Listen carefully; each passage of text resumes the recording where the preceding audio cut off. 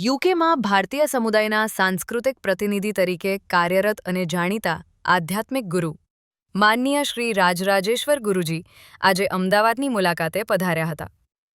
તેમણે શહેરના ઐતિહાસિક અને નગરદેવી તરીકે પૂજાતા શ્રી ભદ્રકાળી માતા મંદિરે શીશ નમાવી આશીર્વાદ લીધા હતા. ગુરુજીએ માતાજીની વિશેષ પૂજા અર્ચના કરી હતી અને સૌની સુખ શાંતિ માટે પ્રાર્થના કરી હતી. આ પ્રસંગે મંદિર ટ્રસ્ટ અને સ્થાનિક મહાનુભાવો દ્વારા તેમનું ભાવભીનું સ્વાગત કરવામાં આવ્યું હતું.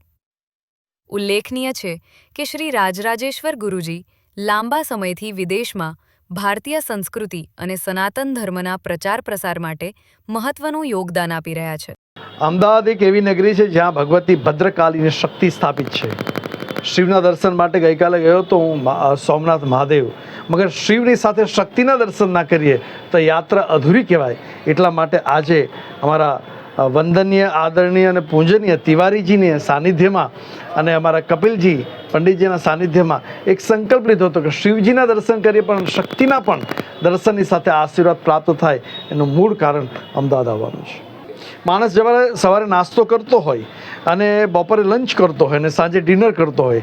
આધ્યાત્મિકતા એવું છે કે લોકો નાસ્તાની જેમ આધ્યાત્મિકતા કરતા હોય, ઘણા લંચની જેમ કરતા હોય, ઘણા ડિનરની કરતા હોય, પણ આધ્યાત્મિકતા જ્યાં સુધી જીવનમાં પ્રાપ્ત ના થાય ત્યાં સુધી પૂર્ણતા ના પ્રાપ્ત થાય. માણસ ગમે એટલો મોટો હોય, પોતાનું કાર્ય કરતો હોય, પણ સાંજે આવીને ભગવાનને બે હાથ જોડીને પ્રણામ કરે, એનું આખું ટેન્શન મુક્ત થાય, એને કહેવાય આધ્યાત્મિક જીવન. રામાયણ વખતે જો સીતા મૈયા પાસે મોબાઈલ હોત ને તો કે dear Ram, Ravan is here, can you please help me, ત્યારે એટલું કરતે.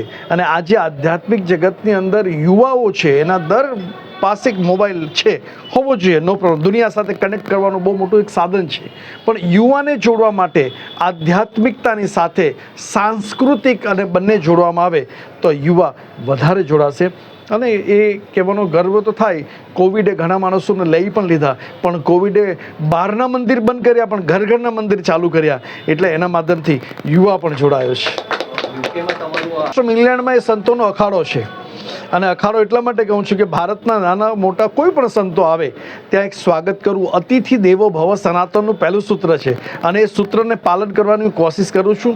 અને આ વર્ષ જે છે એ 25 વર્ષ સિદ્ધાશ્રમની રજત જયંતિ અમે ઉજવી રહ્યા છીએ, અને એમાં અમારા સ્વામી રામદેવજી, કૈલાસાનંદજી, અવધેશાનંદજી, આ બધા મહાનુભાવો પણ ત્યાં પધારી રહ્યા છે. અને બ્રિટિશની હિસ્ટ્રીમાં પહેલીવાર, હું આ એટલા માટે રિપીટ કરું છું, બ્રિટિશની હિસ્ટ્રીમાં પહેલીવાર રિવર થેમ્સની અંદર ગંગા આરતી કરવા જઈ રહ્યા છે અમે, અને એક અદ્ભુત કાર્ય કરી રહ્યા છે.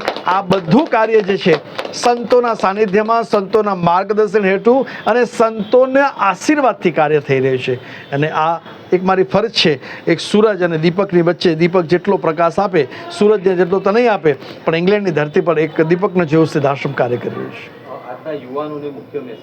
આજના યુવાનોને મુખ્ય મેસેજ એ, પોતાના દેવતાઓ મંદિરમાં જાઓ ના જાઓ, કોઈને તમે યોગી બનો યા ના બનો એ જરૂર નથી, પણ કોઈને ઉપયોગી બનજો.